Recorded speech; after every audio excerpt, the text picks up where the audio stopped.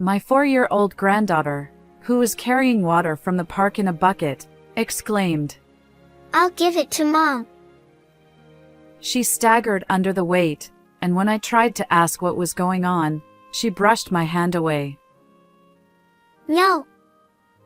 Hurry, take it to Mom. She's suffering."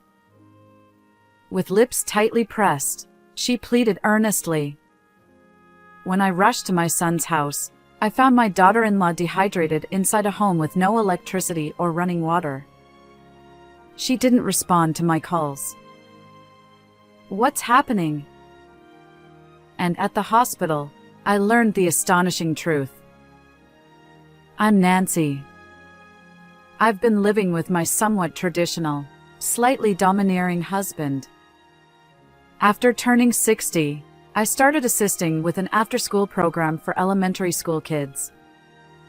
I've always loved children, and my husband allowed me to pursue what I enjoyed. The person I worked with at the after-school program was my daughter-in-law, Mia. She grew up in a single-parent household and lost her father, leaving her all alone. But she was incredibly beautiful, and somehow, we clicked. When I invited her over as a much younger friend, my son Michael fell head over heels for her, and their relationship quickly led to marriage. Mia was thrilled to become part of our real family. My son and daughter-in-law bought a house about 15 minutes away from ours. Nancy, there's a lovely French restaurant that just opened in town. Would you like to go together sometime? Certainly. Let's go. Mia often invited me out for lunch on our days off, and despite the stereotype of a strained mother-in-law relationship, we could talk about anything, just like real mother and daughter. However, unfortunately, there was a sort of barrier between my biological son and me. My late mother-in-law adored Michael and rarely entrusted me with parenting duties back then. Watching her cold attitude toward me, he sensed a hint of mockery directed at me. Michael, who grew up without knowing restraint, fell in with a bad crowd during middle school. He engaged in behaviors like extortion and shoplifting, causing us considerable trouble. My husband and I were summoned to school and the police station, repeatedly apologizing for his actions. But that's all in the past. As a college student skilled in computers, he even started a successful company. Since getting married, our son has worked hard for the family. His efforts, especially since becoming a parent, have been remarkable.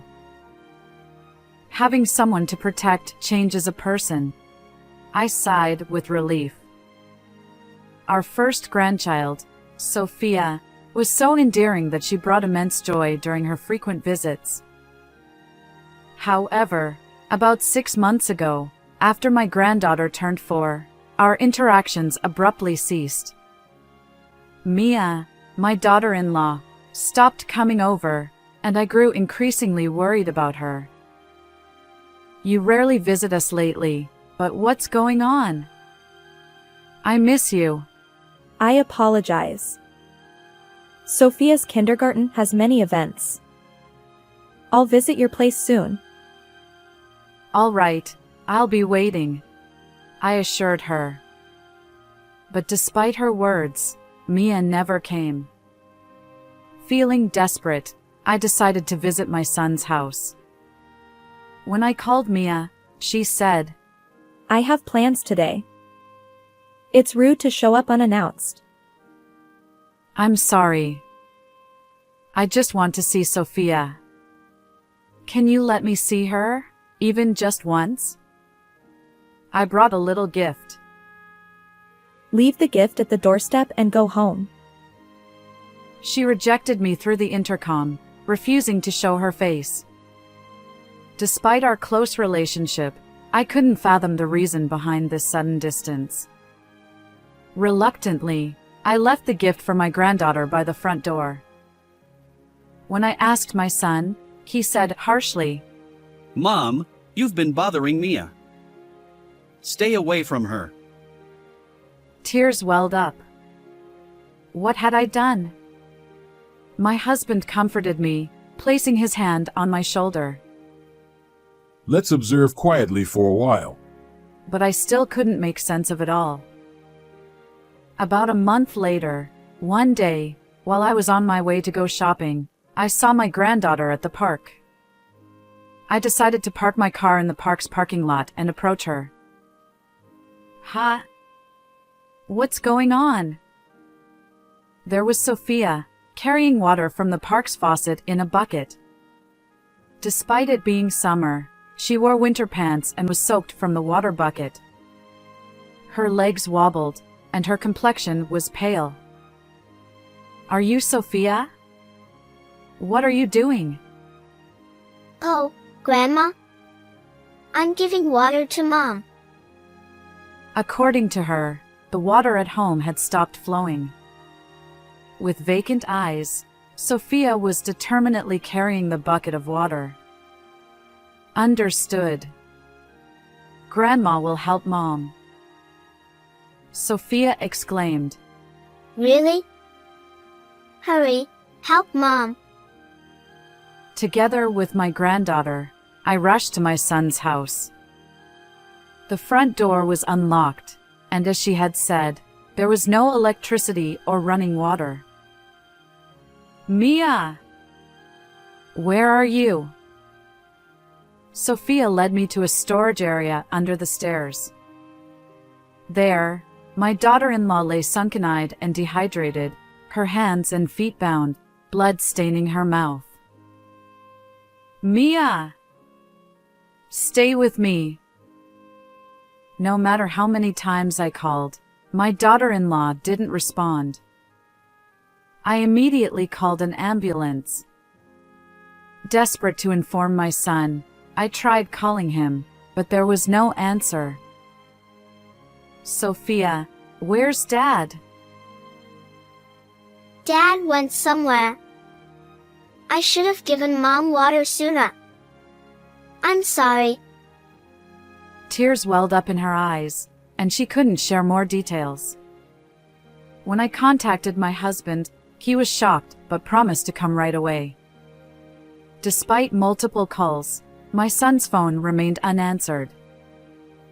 Finally, I reached his workplace, only to learn he was on a 2-week family vacation overseas. "What's going on?" He wouldn't return for another week, leaving me bewildered. The ambulance arrived, rushing my daughter-in-law to the hospital. Concerned about Sophia's pale complexion, we decided she should be examined too. And a few hours later, my husband and I were guided by a nurse to receive an explanation from the attending physician. Please don't be shocked. The truth is, The doctor revealed a startling fact about my daughter-in-law's condition. Could it be something like that? I questioned, doubting my own ears. Fortunately, our granddaughter Sophia, though malnourished, wasn't in immediate danger. However, my daughter-in-law remained critical. While my husband attended to Sophia, I diligently cared for her. "Mia, I'm here with you. Stay strong. You have Sophia, don't you?" I held her unconscious hand, continuing to reassure her. The next day, we finally managed to reach my son. My husband was with me, so I put the call on speakerphone and explained the situation to Michael. He seemed surprised, but also somewhat disgruntled. Wait, you called an ambulance? Why go to all that trouble? What? How can you say that? Aren't you worried about Mia's condition? I just thought it didn't need to be such a big deal. After all, both of them are alive. Michael mumbled something, and I couldn't quite catch the end. Mia is still unconscious. The doctor said if she doesn't wake up soon, they can't guarantee her survival. I informed him. I see. She's still unconscious. Why are you so fixated on that? And where are you, anyway? Despite the life-threatening situation, my son avoided discussing it, which infuriated me. When I asked your workplace, they said you were on a family vacation overseas. Who exactly is your family? His response was defensive. Huh? You called my workplace? This is ridiculous. Michael sighed in exasperation. Listen, Mom, you were probably fooled by Mia. She's a strong-willed woman who avoids household chores and parenting, just playing around. She's the worst wife. Could it be? Mom and Dad are being deceived. She's a terrible wife. That's why I went on a solo trip abroad. His words rushed out, and I felt a sense of unease. But Mia was tied up in the storage room. Something's not right. I insisted. That's probably because a thief broke in, and they both got caught. Since I was away, someone must have broken into the house. His excuses left me feeling unsettled. At that moment, my husband, who had been listening beside me, raised his voice sternly. Your wife's life is in danger. Stop dilly-dallying and come back immediately. Perhaps startled by his tone, my son abruptly hung up, and we couldn't reach him afterward. 5 days later, Michael finally contacted us from the airport. His return was significantly delayed, leaving me exasperated. A few hours later, he entered the hospital room. Seeing Mia lying on the bed with her eyes closed, he gasped in surprise. Is Mia okay? Unfortunately, no, I replied. Poor thing. Michael lowered his head, shoulders trembling. He seemed on the verge of tears, yet there was a hint of relief in his expression. When I showed him a photo of Mia from when I first found her, his complexion changed. The image depicted her bound and bloodied, her mouth injured from biting through Sophia's restraints. Despite her own condition, she had desperately tried to save her daughter. Both of them were tied up. But Mia managed to help Sophia. What do you mean? I recounted how Mia had used her teeth to free Sophia from the restraints, despite her own dire situation. Unbelievable. Michael muttered. His detached tone suggested he wanted to maintain the illusion that only a thief had harmed Mia and Sophia. But I couldn't hold back. Did you do this? His response was defensive. Huh? Why are you suddenly accusing me without evidence? Am I still your son? His face turned crimson, and he berated me angrily. As it turns out, according to the doctor, Mia had bruises all over her body, suggesting she might have suffered for months. Moreover, her malnourished state indicated she hadn't been eating properly. The only person who could have subjected her to such cruelty is her husband, Michael. When I confronted him, he denied any involvement. I don't know. It wasn't me. Besides, since Mia's life is at stake, we can't know the truth. I pressed on. Are you trying to evade responsibility? There's a witness. He scoffed. Huh? Did Sophia say something? Kids have wild imaginations and tell lies. I can't believe it.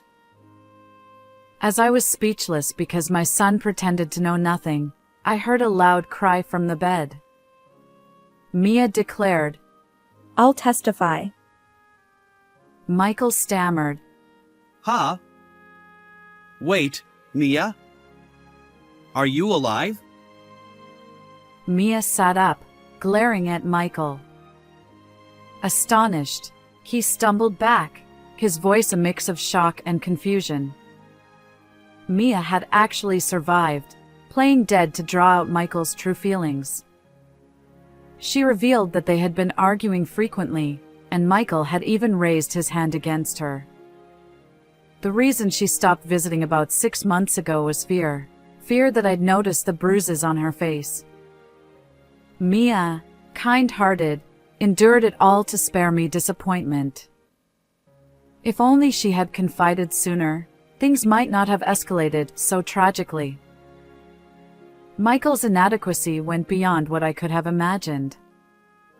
He was having an affair with a young female coworker at his company. When Mia discovered it and confronted him, Michael lost his temper. He tied up Mia to make her reflect, then went on a cheating trip. But his cruelty didn't stop there. He sabotaged their home by cutting off the power and shutting off the water supply. To make matters worse, he confiscated her phone and bound Sophia, their daughter, with ropes as well. Desperate to save her child's life, Mia bravely fought to protect Sophia. Meanwhile, Sophia, unaware of the danger, tried to help her mom by fetching water from the park. Mia declared, There's evidence beyond my testimony.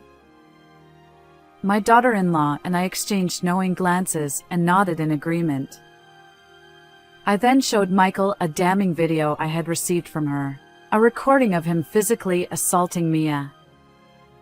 Ironically, Mia had used a baby monitor camera from Sophia's infancy to capture the evidence.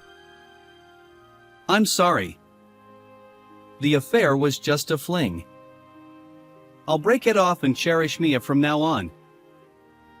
Unbelievable. No way. I'm reporting this to the police. Come on. Hey, Mom, ask Mia too. It'd be a problem if your only son got arrested, right? Realizing he couldn't escape, Michael turned to me for help. However, I doubted his sincerity in changing his ways. You've done irreparable harm to Mia and Sophia. Be honest with the police and face the consequences. Huh? Are you really my mom? You won't help me? Frustrated by Michael's anger directed at me, I was left speechless. Thankfully, my husband made the call, and Michael was taken away, wailing, by the police. Afterward, my son and Mia divorced. Michael was found guilty of mistreating his wife and daughter, and he ended up behind bars. Mia sought $20,000 in damages, $100,000 in child support, and a division of shared assets from my son. She also demanded $12,000 in damages from Michael's affair partner, a woman who worked under him at the company. Michael relinquished all properties he owned in his name, including the house and land, to his wife. He used the proceeds from selling the company to pay child support. Stripped of both money and reputation, he'll face challenges even after leaving prison. My husband and I severed ties with Michael. We legally adopted Mia and Sophia as our own children, intending to leave them our entire estate. Recently, seeing Mia and Sophia's smiles has been a source of comfort. We hope to continue living positively and harmoniously as a family.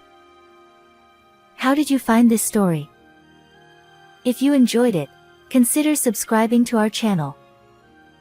See you in the next video.